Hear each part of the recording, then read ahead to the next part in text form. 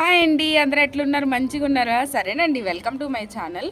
ఇంకా పాప వినాశనం నుండి డైరెక్ట్ రూమ్స్ దగ్గరికి అయితే వచ్చేసాం. ఎందుకంటే అక్కడే చాలా టైం పట్టేసింది. వెళ్ళేటప్పుడు ఖాళీగా ఉన్న బస్సులు వచ్చేటప్పుడు చాలా ఫిల్ అయిపోయాయి. సో అందుకని లేట్ అయింది. మళ్ళీ మనకు దర్శనానికి లేట్ అయిపోద్ది కదా అని చెప్పేసి ఫాస్ట్గా అయితే వచ్చేసాము. చూడండి ఇక్కడ ఎంత అందంగా ఉందో, బంతి పూలతో చాలా బాగుంది.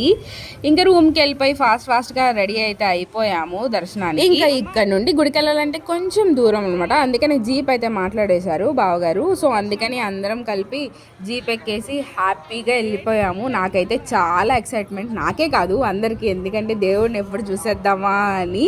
ఇది సెకండ్ టైం అనమాట. ఫస్ట్ టైం వచ్చినప్పుడు నేను అంత క్లారిటీగా చూడలేకపోయాను. ఈసారన్నా క్లారిటీగా చూద్దామని చెప్పేసి వెళ్తున్నాను. మరి ఏమవుతుందో అంతా వెంకటేశ్వర స్వామి దయ. సరే ఇంకైతే వెళ్తున్నాము అందరం చక్కగా నిదానంగా. శారీస్ అవి మంచిగా కట్టుకున్నాం దర్శనానికి అయితే. ఇంకా గుడి దగ్గరలో కాకుండా కొంచెం యువతలకి అయితే దింపేశారు. సో అక్కడ నుండి మేమైతే నడుచుకుంటూ వెళ్తున్నాము. కానీ చుట్టూ అంతా చూడటానికి ఎంత బాగుందో. నేను డే టైమే చాలా బాగుంది అనుకున్నాను, నైట్ టైం కూడా చాలా బాగుంది. అసలు ఎంతమంది జనాలు ఉన్నారో, చాలామంది ఉన్నారు. సో ఇక్కడ నుండి అయితే లోపలికి వెళ్తున్నాము. మేము తీసుకున్నది 300 రూపీస్ టికెట్ కాదు కదా, సో టైం స్లాట్. సో ఇటు నుండి అయితే వెళ్ళాలి. ఇక్కడ నుండి చాలామంది ముందైతే వచ్చేసారు. చాలా ఖాళీగా అనిపించింది. అబ్బాయి ఎవరు లేరు, ఫాస్ట్గా వెళ్ళొచ్చు అనుకుంటే ఇంకా వెనకాల నుండి ఎంతమంది పరిగెట్టుకుంటూ వచ్చారో. సరే వాళ్ళందరికీ స్పేస్ ఇచ్చేసాము. ఇక్కడ దేవుడికి ఇంకా హారతి ఇస్తున్నారని చెప్పేసి ఆపేశారు. సో అందుకని చాలాసేపు నుంచున్నాము. అక్కడే 1 అవర్ వరకు అయ్యింది.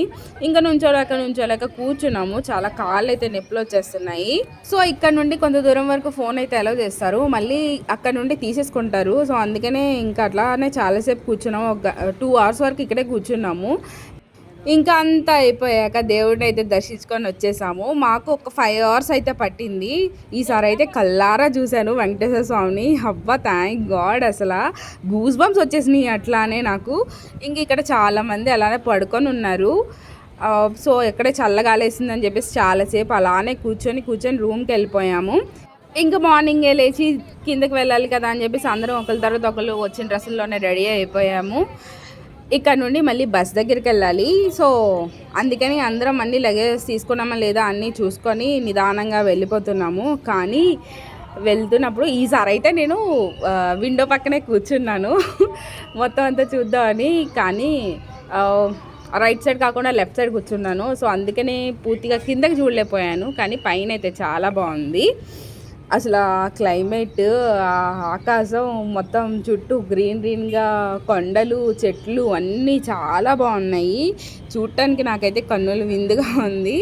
చాలా వరకు రికార్డ్ చేసుకుంటాను, దీంట్లో అయితే కొంచెమే పెడుతున్నాను. చాలా బాగుంది. ఇక్కడైతే ఆంజనేయ స్వామి గుడి ఉంది. సో ఇక్కడ అయితే మేము ఆగలేదు. సో జీప్ అయితే ఆగేవాళ్ళు, మేము బస్ అయితే అవ్వదు కదా, సో అందుకని ఆగలేదు. నిదానంగా అన్నీ చూసుకుంటూ వెళ్తున్నాము. ఇంకా చాలామంది కాలినడకన అట్లా వెళ్తున్నారు. సో ఈసారి వచ్చినప్పుడైతే కాలినడకన వెళ్దాం అనుకున్నాము. చూడండి అసలు కొండలు ఎంత బాగున్నాయో. నాకైతే దర్శనానికి వెళ్ళినప్పుడు వెంకటేశ్వర స్వామిని చూడంగానే నాకేంటో గుడికి వెళ్ళంగానే అక్కడ దేవుని చూడంగానే ముందు కళ్ళలో నీళ్ళు వచ్చేస్తాయి. ఆనంద బాష్పాల్లో దేనికి వస్తాయి అర్థం కాదు, కానీ ఒళ్ళంత గూస్ బంప్స్ వచ్చేసి చక్కగా ఏడుపు వచ్చేస్తుంది. చూస్తాను అట్లానే. అక్కడికి వెళ్ళిన తర్వాత ఏం కోరుకోవాలో తెలియదండి. ఇక్కడ నుండి అయితే చాలా కోరికలు కోరేసుకుంటాను, కానీ దేవుడి దగ్గరికి వెళ్ళినప్పుడు అసలు ఏం కోరుకుంటాను. సరే ఆయన చూడంగానే అది కోరేసుకుందాం, ఇది కోరేసుకుందాం, అది చెప్పేద్దాం, ఇది చెప్పేద్దాం అనుకుంటాను, కానీ అసలు నోట్లోని మాటలే రావు. మరి మీకు కూడా దేవుని చూడంగానే ఇట్లానే అయిద్దా? అయితే నాకు కామెంట్ చేయండి. అలాగే నా వీడియోస్ని లైక్ చేయండి, షేర్ చేయండి, సబ్స్క్రైబ్ చేసుకోండి. Thanks for watching. Bye bye.